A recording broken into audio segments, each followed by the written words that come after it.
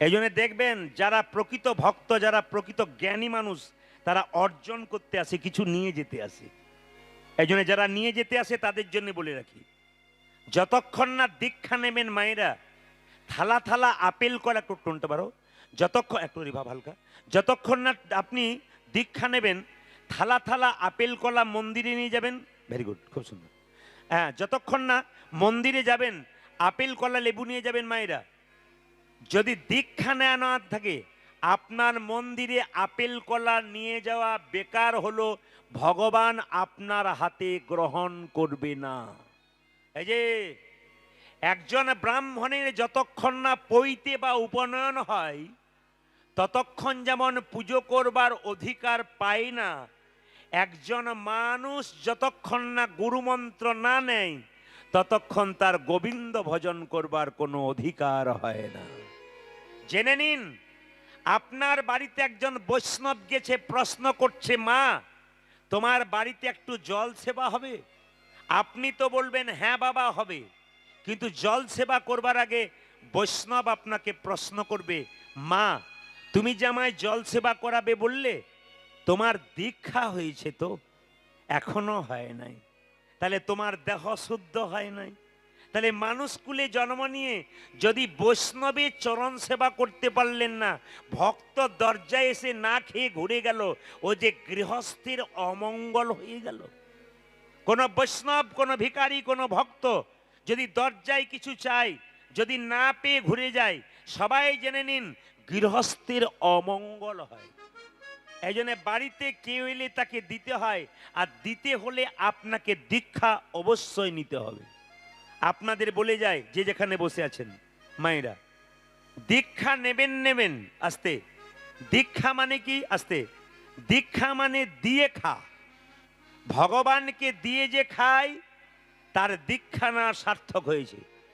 আর যে শুধু নিজে খেলো, ভগবানকে দিল না, ওর দীক্ষা নিয়ে কোনো লাভ হলো না। আপনারা এতজন কীর্তন শুনতে এসছেন, অনেকেই দীক্ষা নিয়েছেন, হাত তুলতে বলবো না। দুপুরবেলায় খাবার আগে ভগবানের চরণে তুলসী পত্র বাতাসা দেন, তারপর খান, তবে আপনার দীক্ষা নেওয়া সার্থক। আর যদি ভগবানকে না দিয়ে আপনি নিজেই খান, আপনি দীক্ষা নিলেন মাত্র, আপনার কোনো লাভ হলো না। যারা যারা দীক্ষা নিয়েছেন তাদের মাথায় রাখতে হবে যে দীক্ষা নিলেই তাকে গোবিন্দকে দিয়ে তারপর আপনি কি খাবেন ওটা প্রশ্ন নয়, আপনি আগে ভগবানকে দিলেন কিনা, ওইটা হচ্ছে দীক্ষা। দুটো তুলসী পাতা, একটু গঙ্গা জল, তুলসী পত্র গোবিন্দের চরণে দেন। যদি ভগবানকে না দিয়ে খাই, ওটা চুরি করে খাওয়া হয়। ভগবানের জিনিস আপনি খাচ্ছেন আর তাকে দিচ্ছেন না, ওটা চুরি করে খাওয়া হলো। তবে বলে রাখি আপনাদেরকে একটা দামি কথা, গুরুমন্ত্র ভজন করতে হয় 3 বার, সকাল দুপুর সন্ধে। এই যে কথাটি বলে যাব, আপনারা ধরে রাখবেন, আপনাদের জীবন সুন্দর হবে। বিরাট বড় সম্পদ আপনাদের দিয়ে যাই। ভগবানের নাম গুরুমন্ত্র ভজন করতে হয় 3 বার। কখন কখন? অনেকে বলে সকাল দুপুর সন্ধে। না, কোন সকাল? 3টে সন্ধে আমাদের জীবনে হয় সারাদিনের মাথায়। ও মায়েরা, এখন যে সন্ধে দেখছেন, ওই সন্ধে শুধু নয়। সন্ধে কোনটা হয়? সূর্য ওঠার 1 ঘন্টা 36 মিনিট আগে, ওটাকে ব্রহ্ম মুহূর্ত বলে, ওইটা একটা সন্ধ্যা। ওই সময় ঘুম থেকে উঠে যদি কেউ কেউ গুরুমন্ত্র ভজন করতে পারে, তবে তার গুরুমন্ত্র ভজন করা সার্থক হলো, ওটা একটা সন্ধ্যা। আর সন্ধ্যা কোনটা? দুপুরবেলায় যখন দেখবেন আপনি দাঁড়িয়ে থাকবেন, সূর্যের আলোটা আপনার মাথায় পড়ছে, ওই সময় একটা সন্ধ্যা। ওই সময় ভগবানের জপ করবেন। আর 3 নম্বর জপ করবেন কখন? শুনে রাখুন, 3 নম্বর জপ করবেন, সূর্যটা ডুবলো, এইবার অন্ধকার নেমে আসবে। এই সূর্য ডোবা আর অন্ধকার নেমে আসা, এর যে মাঝখানটা, ওটার নাম হলো সন্ধ্যা। কি বললাম?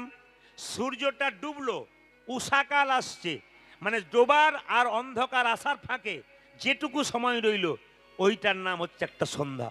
ওই 3টে সন্ধ্যা আপনাদের গুরুমন্ত্র জপ করতে হয়। তবে শুনে রাখুন, যদি গুরুমন্ত্র জপ করতে করতে যে আসনে বসেন, জপ করবেন মানে ফল পাবেন, সেই ফলটা একজন চুরি করতে পারে। ওর নাম দেবরাজ ইন্দ্র। যাতে আপনার গুরুমন্ত্র জপ করার ফলটা চুরি করতে না পারে, তার জন্য আপনাকে কি করতে হবে, একটা আসন পাততে হবে। কোনোদিন আপনি নিচে বসে গুরুমন্ত্র জপ করবেন না। কি বললাম? একটা আসন পেতে ভক্তি ভরে জপ করবেন। যখনই আসনটা তুলবেন, তোলার পরে এক গণ্ডূষ জল হাতে নেবেন, আসনটা তুলে আসনের নিচে ছড়িয়ে দেবেন। হাতে যে জলটা লেগে থাকবে ওই জলটা নিয়ে চোখটা মুছে নেবেন। খুব বড় সম্পদ আপনাদের দিয়ে দিলাম। এটা যদি আপনি করেন তাহলে আপনার গুরুমন্ত্রের ফল কেউ চুরি করতে পারবে না। আর একবার বলে দিই কি বললাম, যে আসনের মধ্যে বসে আপনি গুরুমন্ত্র জপ করছেন, ওই আসনটা যখন তুলবেন এক হাত জল নেবেন, জল নিয়ে আসনের নিচে দিয়ে দেবেন। হাতে যে জলটুকু লেগে থাকবে ওই জলটা আপনি চোখে লাগিয়ে নেবেন, ভগবানকে প্রণাম করবেন। আপনার গুরুমন্ত্রের ফল কেউ চুরি করতে পারবে না। তবে হ্যাঁ, শুধু গুরুমন্ত্র জপ করলে হবে না, গুরুমন্ত্রটাকে ধরে রাখতে হবে ভেতরে, তবে তো জপ করা সার্থক হবে। একটা প্রমাণ আপনাদের দিয়ে দিই। একটা ছোট্ট বাচ্চা ছেলে গুরুদেবের কাছে এসে বলছে, গুরুদেব আমি মন্ত্র নেব। গুরুদেব বলল এখন দেবো না, 1 বছর পর দেবো। ছেলে জিজ্ঞেস করলো 1 বছর পরে কেন, এখন দিলে কি অসুবিধা আছে? বলছে 1 বছর আমার চরণ সেবা কর, আমার ঘরে গরুর ঘাস কাট, গরুর সেবা কর, 1 বছর পর দেবো। ছেলে 1 বছর ধরে গুরুর চরণ সেবা করলো, 1 বছর ধরে গরুর ঘাস কাটলো। 1 বছর পর যখন পূর্ণ হয়ে গেল, এসে বলছে গুরুজি আজকে 365 দিন পূরণ হয়ে গেল, আজকে মন্ত্র দিন। সঙ্গে সঙ্গে গুরুজি বলে উঠলো দেবো, এইবার তো সময় হয়ে গেছে, আর 5 মিনিট বাকি আছে। বলে 5 মিনিট কেন? এই 5টা মিনিট তোকে একটা কাজ করতে হবে, তবে তোকে মন্ত্র দেবো। বলে কি কাজ? এই দেখ একটা কাঠের বাক্স দিলাম, বাক্সটাতে তালা বন্ধ করলাম না, একটা জিনিস ঢুকিয়ে দিলাম, এটা কিন্তু তুই নিবি না। এখান থেকে আমার শিষ্যের বাড়ি 5 মিনিট, ওর বাড়িতে পৌঁছে দিয়েই চলে আসবি। বলছে আমি যাবো আর চলে আসবো? হ্যাঁ, তুই বাড়িতে বাক্সটা পৌঁছাবি, চলে আসবি, তোকে সঙ্গে সঙ্গে মন্ত্র দিয়ে দেবো। ও এখন বাক্সটা মাথাতে করে নিয়ে যাচ্ছে, আর মাঝ রাস্তায় মনে করছে বাক্সটার ভেতরে কি ঢোকানো আছে একবার দেখলে হয় না। ও খালি ওই মনে ঘুরঘুর ঘুরঘুর করছে, কি এমন গুরুদেব ঢুকিয়েছে দেখলে হয় না? আমার তো নিতে বারণ আছে, দেখতে বারণ নাই, একবার খুলে দেখলে হয় না? মায়েরা নিয়ে যেতে যেতে মাঝ রাস্তাতে বাক্সটা খুলেছে আর হুশ করে বেরিয়ে চলে গেছে। কি বলুন তো, একটি নেংটি ইঁদুরের বাচ্চা। কে ভরে দিয়েছিল? গুরুদেব।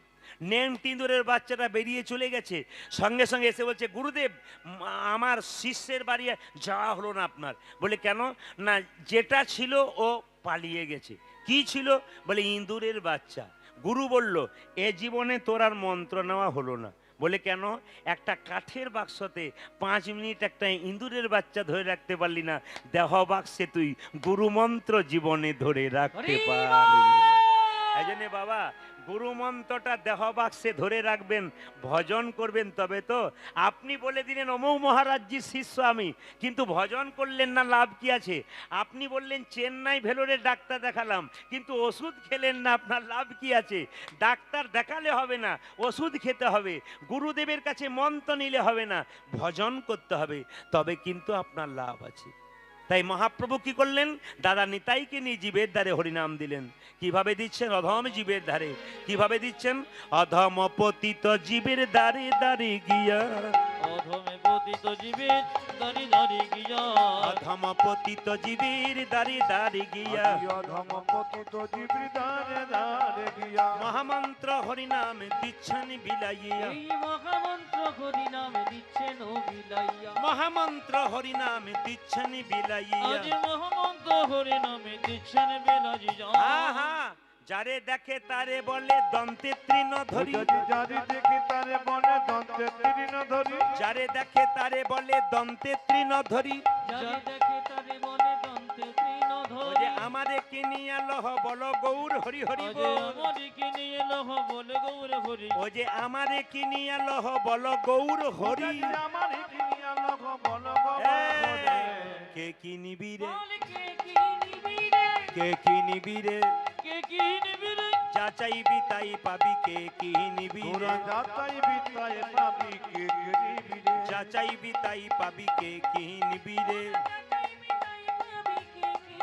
আমি বিনামূল্যে বিকাইব, কে কিনিবি রে, বিনামূল্যে বিকাইব কে কি নিবিড়ে আমি বিনামূল্যে বিকাইব কে কি নিবিড়ে বিনামূল্যে বিকাইব কে কে আমি বিনামূল্যে বিকাইব ধর্ম অর্থ কাম আমি মোক্ষ বিনামূল্যে বিকাইব ওই যে ধর্ম অর্থ কাম মোক্ষ বিনামূল্যে বিকাইব ওই যে ধর্ম অর্থ কাম মোক্ষ। আমি বিনামূল্যে ওই যে বিকাইব ধর্ম অর্থ কাম আমি মোক্ষ বিনামূল্যে বিকাইব আমারে আমারে কি কি নিয়ে নিয়ে লোহ বনে গৌরে পূজা যে আমারে আমারে কিনিয়া লোক বন গো হ্যাঁ হ্যাঁ বীজের মধ্যে বৃক্ষ আছে চোখে না যাই দেখা বীজের মধ্যে বৃক্ষ যাচ্ছে চোখে না যায় দেখা নাম নাম করছেন নামই খুঁজছেন ভগবান খুঁজছেন কোথায় পাবেন বীজের মধ্যে বৃক্ষ আছে চোখে না যাই দেখা বীজের মধ্যে বৃক্ষ যাচ্ছে চোখে না যায় দেখা হ্যাঁ হ্যাঁ বীজের মধ্যে বৃক্ষ আছে চোখে না যাই দেখা আজকে পিছের মধ্যে বৃক্ষ যাচ্ছে চোখে না যায় ওই যে নামের মধ্যে নামি আছে হৃদয় পটে আঁকা সে নামের মধ্যে নামি আছে হৃদয় পটে ওই যে নামের মধ্যে নামি আছে হৃদয় পটে আঁকা যে নামের মধ্যে নামি আছে হৃদয় পটে হ্যাঁ হ্যাঁ যেই নামে সেই কৃষ্ণ ভজনিষ্ঠা করি পূজা যে যেই নামে সেই কৃষ্ণ ভজন নিষ্ঠা করি যেই নামে সেই কৃষ্ণ ভজনিষ্ঠা করি যেই নামে সেই কৃষ্ণ ভজন নিষ্ঠা করি নামের সহিত আছেন আপনি শ্রী হরি তবু নামের সহিত আছে আপন শ্রী হরি নামের সহিত আছেন আপনি শ্রী পূজা হরি যে নামের সহিত আছেন ও আপন মায়েরা, ঘটে এখানে একটা কথা বললো আমাদের খটকা লাগলো এক কৃষ্ণ নামে দেখো যত পাপে হরি এই এক কৃষ্ণ নামে দেখো যত পাপে হরে এক কৃষ্ণ নামে দেখো যত পাপে হরি এক কৃষ্ণ নামে দেখো যত পাপে হরে ও যে পাপীর সাধ্য নাই তত পাপি করে পূজা যে পাপীর সাধনায় তত পাপে ও করে যে পাপীর সাধ্য নাই তত পাপি করে ওই পাপীর সাধনায় ও মায়েরা। পাপী করে এটা কিরকম কথা হলো একবার কৃষ্ণ নামে যত পাপ হরে পাপীর সাধ্য নাই তত পাপ করে একজন 10-12টা মার্ডার করে দিল 2-4টা বাড়িতে ডাকাতি করলো না একবার হরি বল বলে দিল উদ্ধার করে হয়ে যাবে এ কেমন কথা হলো এক কৃষ্ণ নামে দেখো যত পাপ হরে পাপীর সাধ্য নাই তত পাপ করে না না এরপরে যে লাইনটা লিখেছে দেখুন হেন কৃষ্ণ নামে যদি লই বহুবার আজ হেন কৃষ্ণ নামে যদি লই বহুবার হেন কৃষ্ণ নামে যদি লই বহুবার পূজা যে হেন কৃষ্ণ নামে যদি লয় বহুবার ওই যে দেহেতে না হয় তোমার প্রেমের বিস্তার দেখিতে না হয় তোমার প্রেমের বিস্তার দেহেতে না হয় তোমার প্রেমের বিস্তার তবু দেখিতে না হয় তোমার ও মায়েরা। প্রেমের বিস্তার আচ্ছা আপনার শরীরে পাপ আছে না পুণ্য আছে কি করে বুঝবেন বলুন তো হরিনাম শুনতে শুনতে যদি খুব আনন্দ হয় আপনি হাত তুলে পেলেন আপনি বসে বসে শোনেন পাগল হয়ে যায় ঘরের কথা ভুলে যায় জানবেন তার আর পাপ নাই আর কার পাপ আছে যে হরিনাম শুনতে শুনতে মাঝখানটাতে বসে ভাবে কেন যে বসলাম মাঝখানে পালাবার চান্সও পাচ্ছি না উঠবার সুযোগও পাচ্ছি না জানবেন তার এখনো পাপ কিন্তু বর্তমান আছে বলছে কি বলছে এই দেখুন হেন কৃষ্ণ নামে যদি লই বহুবার হেন কৃষ্ণ নামে যদি লই বহুবার দেহেতে না হয় তোমার প্রেমের বিস্তার দেখিতে না হয় তোমার প্রেমের বিস্তার দেহেতে না হয় তোমার প্রেমের বিস্তার পূজা যে দেখতে না হয় তোমার প্রেমের বিস্তার যদি শরীরের মধ্যে প্রেম না জাগে আনন্দ না জাগে জানিও সে সেই দেহে অপরাধী প্রচুর ওগো জানিও শেষে দেখি অপরাধী প্রচুর জানিও সে সেই দেহে অপরাধী প্রচুর জানিও শেষে দেখি অপরাধী প্রচুর কৃষ্ণলতা বীজ তাহে না হয় অঙ্কুর কৃষ্ণলতা বীজ দেখে না হয় অঙ্ক হ্যাঁ, কৃষ্ণলতা বীজ তাহে না হয় পূজা অঙ্কুর যে কৃষ্ণলতা বিচিতা দে নায়ক মায়েরা, একবার বলুন তো সবাই জোর করে জ্বর হলে আমাদের মুখটা মিষ্টি মিষ্টি লাগে যদি কারো জ্বর হয় তাহলে মুখটা মিষ্টি মিষ্টি লাগে যাক আপনাদের আমি প্রণাম জানাই আমি যখন বললাম জ্বর হলে মিষ্টি মিষ্টি লাগে সব মায়েরা বলছে হ্যাঁ কি ভক্তি ভরে বলছে মানে আপনি কি আর ভুল বলবেন এ কি সুন্দর বলছে একজন তো বলছে একজনকে বলছে জ্বর হলে মিষ্টি মিষ্টি হ্যাঁ, হ্যাঁ, হ্যাঁ, মিষ্টি মিষ্টি জ্বর হলে মিষ্টি মিষ্টি লাগে যারা বলুন কেমন লাগে জ্বর হলে টক টক লাগে না তেতো লাগে নাকি আচ্ছা আচ্ছা জ্বর আচ্ছা মায়েরা জ্বর হলে যখন তেতো লাগে তেতো জিভে একবার চিনি খেলে মিষ্টি হয় জিভটা জোরে বলুন দুবার খেলে হয় তিনবার খেলে হয় বারবার খেতে খেতে এক সময় তেতো জিভ মিষ্টি হয়ে যায় হরিনাম যাদের ভালো লাগে না মহাপ্রভু বলল বারবারে বলিবে বারে বারে বলিবে বারবারে বলিবে তোমরা বারে বারে ওই বলিবে যে মধুমাখা হরিনামে বারবারে বলিবে এই মধুমাখা হরিনামে বারে বারে বলিবে সুধা মাখা হরিনামে বারবারে বলিবে সুধমাখা হরিনামে বারে বারে বলিবে এই যে মধুমাখা হরিনামে প্রেমানন্দে মাতবে মধুমাখা হরিনাম প্রেমানন্দে মাতবে সুধমাখা ওই যে হরিনাম প্রেমানন্দে মাতবে মধুমাখা ওই যে হরিনাম প্রেমানন্দে মাতবে মধুমাখা ওই যে হরিনাম প্রেমানন্দে মাতবে সুধমাখা হরিনাম বারে বারে বলিবে দেহেতে না হয় তোমার প্রেমের বিস্তার দেখতে না হয় তোমার তোমার প্রেমের এবার একটা সুন্দর তত্ত্ব আপনাদের সামনে বলে যাই, খুব দামি কথা, যে যেখানে বসে আছেন একটু মন দিয়ে শুনবেন। নিতাই চাঁদকে যারা দেখছেন একটু জোরে বলুন জয় নিতাই, জোরে বলুন নিতাই চাঁদ কি, নিতাই চাঁদ কি, একটু জোরে বলুন জয় নিতাই, জয় নিতাই, জয় নিতাই। আচ্ছা মায়েরা, এই যে নিতাইকে দেখছেন এ কিন্তু ছোট ভাই ছিল, বড় ভাই হয়ে গেল। কেন বড় ভাই হয়ে গেল? তেতা যুগে যে লক্ষণ সে দাপরে হয়ে গেল বলরাম। এইদিকে এইদিকে, তেতা যুগে যে লক্ষণ দাপরে হয়ে গেল বলরাম। আবার দেখবেন সেই লক্ষণ কলিযুগের নিতাই হয়ে গেল, আর কৃষ্ণ হয়ে গেল কি গৌড়। তাহলে ভাই হয়ে গেল, দাদা হয়ে গেল ভাই, আর ভাই হয়ে গেল দাদা। কি করে সম্ভব? লক্ষণ কেন বলরাম হলো আর কৃষ্ণ কেন মায়েরা রাম হলো? এইদিকে লক্ষণ কেন, লক্ষণ কেন বলরাম হলো, আর আমাদের রাম কেন কি হলো কৃষ্ণ হয়ে গেল? একটু আপনারা সবাই লক্ষ্য করুন। তেতা যুগে রামচন্দ্র কত বছরের জন্য বনবাসে গিয়েছিল? জোরে বলুন। 27 বছর। না, মাঝে মাঝে পরীক্ষা করে দেখলাম, আমি যখন বললাম 27 বছর তখন 2-4 জন বলছে চুপ থাকাটাই বুদ্ধিমানের কাজ, বলবি না, চুপ করে থাক, ও যা বলছে বলুক, আমাদের দরকার নেই। না, একটু শুনে নিন। তেতা যুগে রামচন্দ্র কত বছর জন্য বনবাসে গেল মায়েরা? 14 বছর। সবাই লক্ষ্য করুন। 14 বছর পর যখন রামচন্দ্র বনবাস থেকে এলো তখন রামচন্দ্র রাজা হয়ে গেল। লক্ষণ একটি ছাতা ধরে তার পাশে দাঁড়িয়েছিল। ভালো করে শুনবেন, যারা জ্ঞানী ব্যক্তি আছেন, গুণী ব্যক্তি আছেন, যারা কীর্তন শোনেন, যাদের অভিজ্ঞতা আছে, তারা শুনবেন কি কি জিনিস, কি কি তত্ত্বগুলো পাচ্ছেন। তাকান, লক্ষণ একটা ছাতা ধরে দাঁড়িয়ে আছে। হঠাৎ লক্ষণ ছাতা ধরে দাঁড়িয়ে থাকতে থাকতে একবারে ঘুমের ঘোরে ঢলে পড়ল, অজ্ঞান হয়ে গেল। রামের খুব রাগ হয়ে গেল। কেন বলুন তো? লক্ষণ, আমি বুঝতে পারছি তুমি অচৈতন্য হয়ে পড়ে গেলে কেন। তোমার ভেতরে হিংসা ছিল, আমি রাজা হয়ে গেলাম তাই তুমি অচৈতন্য হয়ে পড়ে গেলে, তার মানে তোমার রাজা হবার ইচ্ছা ছিল। ছি, তুমি আমাকে বলতে পারতে যে তোমার রাজা হওয়ার ইচ্ছা ছিল, আমি তোমাকে রাজত্ব ছেড়ে দিতাম। আমি রাজত্বের লোভ নাই আমার। একজন ছুটে এলো, বশিষ্ঠ দেব। কি বলছো রাম? তুমি পূর্ণ ব্রহ্ম ভগবান হতে পারো, এইদিকে দিকে, তুমি পূর্ণ ব্রহ্ম ভগবান হতে পারো, কিন্তু আজকে লক্ষণ যেটা করেছে তুমি সেটা পারো নাই। ইন্দ্রজিৎকে বধ করতে গেলে পুরুষের কিছু লক্ষণ থাকে, সেই লক্ষণটা লক্ষণের ছিল। যে পুরুষ 14 বছর না করে নারী দর্শন, না করে নারী মুখ তনু ইন্দ্রজিৎকে মারতে গেলে একমাত্র যে পুরুষ 14 বছর নারী মুখ দর্শন করতে পারবে না সে পারে। যে পুরুষ না করে 14 বছর ভক্ষণ, বৎসরে ভক্ষ, যে পুরুষ 14 বছর না করে স্বয়ং, না করে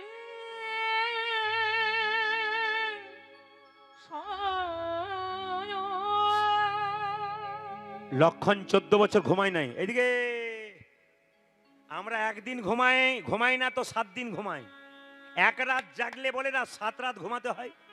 কিন্তু লক্ষণের ত্যাগ যেখানে, এখন এই যে লক্ষণ 14 বছর ঘুমায় নাই, লক্ষণ 14 বছর নারী মুখ দেখে নাই, লক্ষণ 14 বছর কিচ্ছু খাবার খায় নাই। প্রশ্ন করবেন এটা সম্ভব কি করে? রামচন্দ্র বলল কি করে তুমি 14 বছর ধরে ঘুমাওনি, তার প্রমাণটা কি? তুমি যে 14 বছর ঘুমাও নাই, কিছু মনে করবেন না। লক্ষণ বলল দাদা আমি 14 বছর ঘুমাই নাই, কেন জানো? যেদিন 14 বছর পর বনবাসে গেলাম, যেদিন ঘর থেকে বনবাসে গেলাম, সেদিন তোমরা একটা পর্ণকুটির তৈরি করলে, আর সেই পর্ণকুটিরে আমি পাহারা দিয়ে রইলাম। তুমি আর সীতামা ভেতরে রইলে, আমি দরজায় পাহারা দিয়ে রইলাম। নিদ্রা দেবী আমার কাছে ছুটে এসেছিল আমার চোখে ভর করবার জন্য, কিন্তু আমি তীর বিদ্ধ করার জন্য তৈরি হয়েছিলাম। নিদ্রা দেবী কেঁদে কেঁদে বলল আমায় মেরো না, তুমি যদি আমায় মেরে দাও পৃথিবীর সবাই পাগল হয়ে যাবে। নিদ্রা যদি মরে যায় কারো চোখে আর ঘুম আসবে? জোরে বলুন। না না না, নিদ্রা যদি মরে যায়, ও মায়েরা নিদ্রা মানে ঘুম যদি মরে যায় তাহলে সব লোক তো পাগল হয়ে যাবে, ঘুম না হলে তো পাগল হয়ে যায়। খালি আমাদের অভ্যাস আছে বলে দিনের পর দিন রাতের পর রাত আমরা জেগেই আছি একই রকম। 365 দিনের মধ্যে আমি তো 320 থেকে বা 25 দিন বাইরে থাকি, দেশে বিদেশে রাজ্যে বিভিন্ন জায়গাতে থাকি। তা আপনাদের কাছে নিবেদন রইল, ঘুম তো আমাদের নাই, 1 ঘন্টা 2 ঘন্টা 4 ঘন্টা ঘুম হয়, আমরা পাগল হয়ে যাই না কেন? কৃষ্ণের কৃপা আছে বলে। নিদ্রা দেবী না থাকলে তো ঘুম পাগল হয়ে যাবে। নিদ্রাকে মারতে গেল, নিদ্রা দেবী বলল আমায় মেরো না তুমি।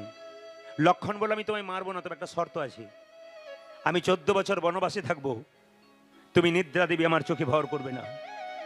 তুমি যদি আমার চোখে ভর করো আমি তোমায় শেষ করে দেবো। নিদ্রা দেবী কেঁদে কেঁদে বললো লক্ষণ আমি 14 বছর তোমার চোখে ভর করব না, কিন্তু যেদিন 14 বছর পর তুমি বনবাস থেকে ঘর যাবে, রামচন্দ্র রাজা হবে, সেই দিন আমি তোমার চোখে ভর করব। তুমি রাজি আছো? হ্যাঁ, আমি মেনে নিলাম। যেদিন রামচন্দ্র রাজা হবে আমি ভারী যাব, সেদিন তুমি আমার চোখে ভর করবে, আমি শান্তির ঘুম ঘুমিয়ে নেব। জেনে নিন আপনারা মায়েরা, লক্ষণ কত বড় ত্যাগী দেখুন। লক্ষণ সেই জন্য 14 বছর ঘুমাই নাই। রামচন্দ্র বলছে তুমি 14 বছর খাও নাই, এদিকে খুব দামি কথা শুনে নেবেন। বলছে তুমি 14 বছর খাও নাই, বলছে না। তাহলে আমি যে এত এত ফল এনেছিলাম তোমাকে দিয়েছিলাম, তুমি খাওনি কেন? দাদা তুমি যখন বন থেকে ফল এনে আমার হাতে দিতে তখন বলতে লক্ষণ ফল ধরো, তুমি তো বলো নাই লক্ষণ ফল খাও। কত দামি কথা দেখুন। দাদার ভাই কেমন হয়, তুমি তো বলেছো লক্ষণ ফল ধরো, তুমি তো বলো নাই লক্ষণ ফল খাও, আমি খাই নাই। 14 বছরের ফলের হিসাব কই? হনুমান লক্ষণ বলল আমার তুনটা নিয়ে এসো তো। তুনটা মায়েরা তুন জানেন? এই দিতে কান তুন তুন দেখবেন যারা ধনুক বান নিয়ে যায়, ধনুক নিয়ে যায়, দেখবেন বানগুলো তীরগুলো দেখবেন পিঠের কাছে একটা রাখে না, একটা জায়গাতে, ওটাকে তুন বলা হয়। বলছে তুনের মধ্যে 14 বছরের ফল রাখা আছে, ফলগুলো তো নাই, ফলের বীজগুলো আছে, ফল শেষ হয়ে গেছে। হিসাব করে দেখিয়ে দেবো 14 বছর ফল আমি খাই নাই। যখন হনুমান তুনটাকে তুলতে গেল, মনে মনে ভাবলো আমি গন্ধমাদন পর্বত তুলেছি আর এটা তুলতে পারবো না, অহংকার জন্মে গেল। দেখলো তুনটাও তুলতে পারছে না, রামচন্দ্রকে স্মরণ করলো আর তুনটাকে তুলে ফেললো। যখন তুনটাকে নিয়ে এলো মায়েরা, তখন দেখতে পেল 14 বছরের ফল রয়েছে, কিন্তু 7 দিনের ফল কম। লক্ষণ তুমি 14 বছরের ফল খাও নাই বলছো, 7 দিনের ফল কম কেন? দাদা 7 দিন আমরা ফল খাই নাই। যেদিন পিতা দশরথের মৃত্যু সংবাদ পেলাম, সেই দিন আমরা কেউ ফল খাই নাই। মায়েরা বলুন, বাড়িতে যদি কেউ মৃত্যু সংবাদ পায় সেদিন রান্না হয়? যেটা বলুন, না না হয়। যেদিন পিতার মৃত্যু সংবাদ পেলাম, সেই দিনই আমাদের ফল অন্বেষণ করা হয় নাই, কেউ আমরা ফল খাই নাই। গুনবেন গুনবেন আপনারা গুনবেন, কদিন হলো? গুনবেন কদিন হলো? 1 দিন। 2 দিনের হিসাব দাও। যেদিন সীতা মাকে রাবণ করিল হরণ,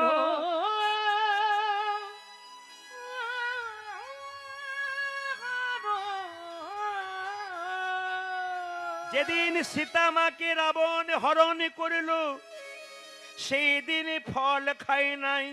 কদিন হলো? কদিন হলো গুনবেন, আপনারা গুনবেন, মায়েরা গুনবেন, কদিন হলো? 2 দিন।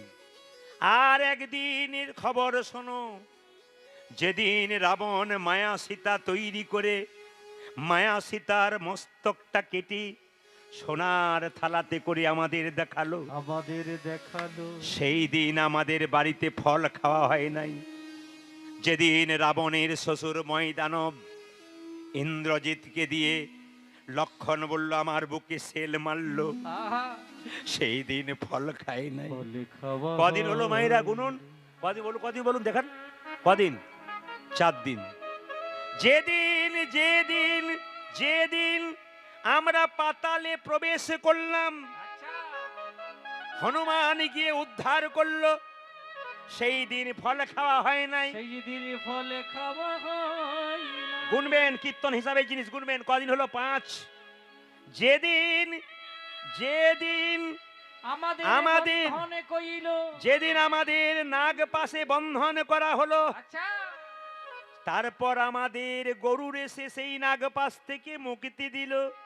সেই দিন ফল খায় নাই। কদিন হলো মায়েরা? জোরে বলুন কদিন? 6 দিন। 7 দিনের ফল কম, আর একদিন, বলবো একদিন আনন্দে ফল খাই না। আনন্দে ফল খাইনি। 6 দিন দুঃখে ফল খাই নাই, একদিন আনন্দে খাই নাই। খাই না। কোন দিন? যেদিন রাবণ বধ হলো, বাবা, যেদিন সীতা মাকে উদ্ধার করা হলো, উদ্ধার করা হলো।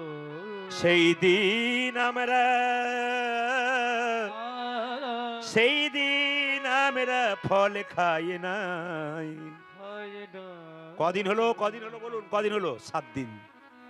আচ্ছা লক্ষণ, তুমি যে বললে 14 বছর নারী মুখ দর্শন করা নাই, মিথ্যা কথা বলছো তুমি। হ্যাঁ, আমার সীতার সঙ্গে তুমি 14 বছর ছিলে, আর তুমি সীতার মুখ দেখো নাই? দাদা, আমি যে সীতার মুখ দেখি নাই, 14 বছর দেখি নাই, আমার প্রমাণ আমি কি করে দেবো? তোমাকে দিই নাই। সঙ্গে সঙ্গে ছুটে এলো হনুমান। প্রভু রাম, কেউ প্রমাণ না দিল আমি প্রমাণ দেবো। লক্ষণ কাকা 14 বছর নারী মুখ দর্শন করে নাই, সীতা মায়ের মুখ দেখে নাই। প্রমাণ কি?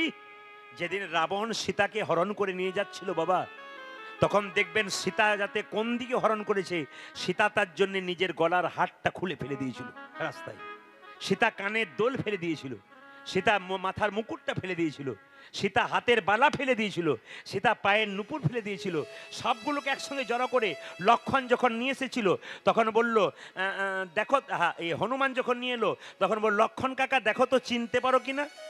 লক্ষণে দেখলো সীতার গলার হার, চিনতে পারলো না, কারণ 14 বছর মুখের দিকে তাকাই নাই। হাতের বালা চিনতে পারলো না, 14 বছর হাতের দিকে তাকাই নাই। মাথার মুকুট চিনতে পারলো না, 14 বছর মাথার মুকুটের দিকে তাকাই নাই। যেই না সীতার চরণের নুপুর দেখিয়েছে, নুপুর দেখিয়ে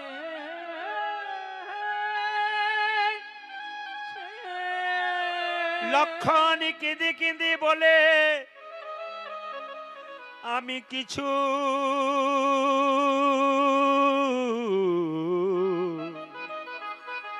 আমি কিছু কিছু কিছু আমি কিছু চিনতে পারি নাই, কিন্তু আমি নাহি চিনি সীতা আহা, আর কেউ। আরে হ্যাঁ, আমি শুধু চিনি সীতা চরণের নূপুর। চরণের নূপুর।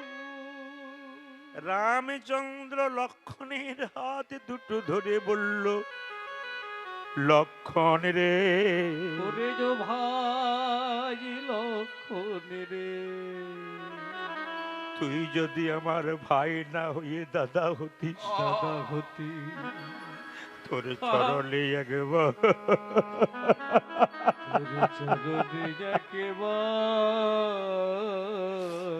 তোর চরণে একবার প্রণামে করিত করি। তবে এই যুগে হলো না রে লক্ষণ, যুগে হলো না রে ভাই লক্ষণ।